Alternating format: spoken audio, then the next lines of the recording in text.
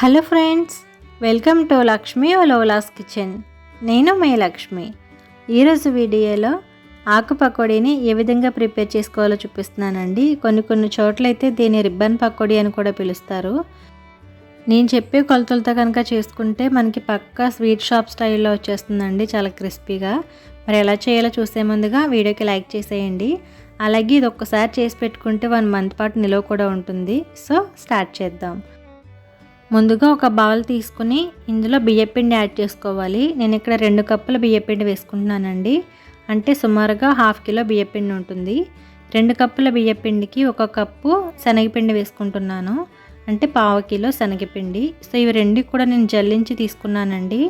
అలాగే 1/2 tea spoon salt కూడా వేసుకోవాలి. దీంతో పాటుగా 1 టీ స్పూన్ కారం కూడా యాడ్ చేసుకుంటున్నానండి.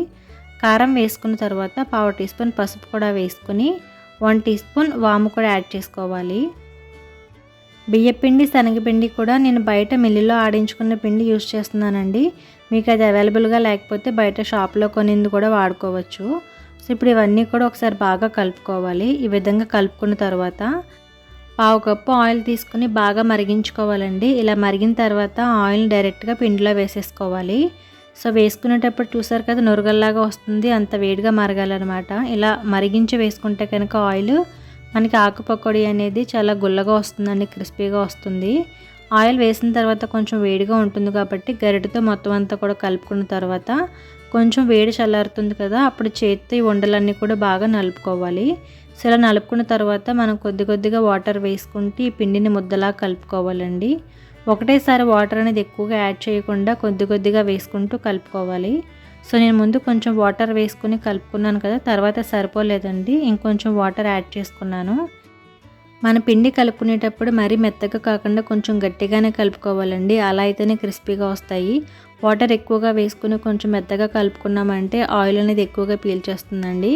సో ఈ విధంగా కలుపుకున్న తర్వాత పిండి అనేది మనకి ఈ విధంగా ఉండాలి, మరీ మెత్తగా కాకుండా. ఇప్పుడు దీన్ని పక్కన ఉంచుకుని ఆకు పకోడీ వేసుకోవడానికి నేను జంతికల గొట్టం ఉంటుంది కదండి, సో అందులో మనకి రౌండ్ షేప్ బిళ్ళలు ఉంటాయి కదా, అందులో నేను ఇలా ఆకు పకోడీ వేసుకుంటే ప్లేట్ ఏదైతే ఉందో అది పెట్టుకొని ఫిక్స్ చేసుకున్నానండి.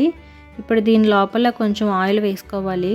ఆయిల్ వేసుకుని మొత్తం అంతా కూడా స్ప్రెడ్ చేసుకోవాలి. ఇలా ఆయిల్ వేసి స్ప్రెడ్ చేసుకోవడం వల్ల మనం ఆకు పకోడీ వేసుకునేటప్పుడు కొంచెం ఈజీగా వస్తుందండి. ఇప్పుడు మనం కలిపి ఉంచుకున్న పిండి ఉంది కదా, ఆ పిండిని కొంచెం ముద్దలాగా తీసుకుని దీన్ని నిండుగా పెట్టుకోవాలి. ఇలా సెట్ చేసుకుని దీన్ని పక్కన ఉంచుకోవాలండి. ఇప్పుడు మనం స్టవ్ ఆన్ చేసుకుని ప్యాన్ పెట్టుకుని డీప్ ఫ్రైకి సరిపడగా ఆయిల్ వేసి మరిగించుకోవాలి. ఆయిల్ అనేది కొంచెం బాగా మరిగించుకోవాలండి. మనం ఆకు పకోడీ వేసుకుంటే జంతికల గొట్టం ఉంది కదా, అది చాలా వెరైటీస్ ఉంటాయి, మీ దగ్గర ఏది ఉంటే అది యూస్ చేసుకోవచ్చు. సో ఆయిల్ బాగా మరిగిన తర్వాత మీడియం ఫ్లేమ్లో ఉంచుకొని ఆకు పకోడీని వేసుకోవాలి. ఇలా వేసుకున్న తర్వాత మనం హై ఫ్లేమ్లో పెట్టుకుని ఒక 2 మినిట్స్ పాటు వేగిన తర్వాత రెండో వైపు ఫ్లిప్ చేసుకోవాలండి. పిండి కొంచెం గట్టిగా కలుపుకున్నాం కాబట్టి మనం గట్టిగా ప్రెస్ చేసుకుంటేనే ఆ ఆకు పకోడీ షేప్ అనేది బాగా పడుతుంది. ఇంకొక 2 మినిట్స్ పాటు బాగా వేగిన తర్వాత అప్పుడు దీన్ని మనం తీసుకుని వేరే ప్లేట్లోకి వేసేసుకోవాలి. సో మిగతాదంతా కూడా ఇదే విధంగా వేయించుకోవాలండి. ఇలా వేయించుకున్న తర్వాత ఫైనల్గా కొంచెం కరివేపాకు కూడా వేయించుకొని తీసేసుకొని మనం ఆకు పకోడీలో వేసి కలిపేసుకోవాలి. సో అంతేనండి, ఆకు పకోడీ చాలా ఈజీగా అండ్ టేస్టీగా ప్రిపేర్ చేసేసుకోవచ్చు ఇంట్లోనే.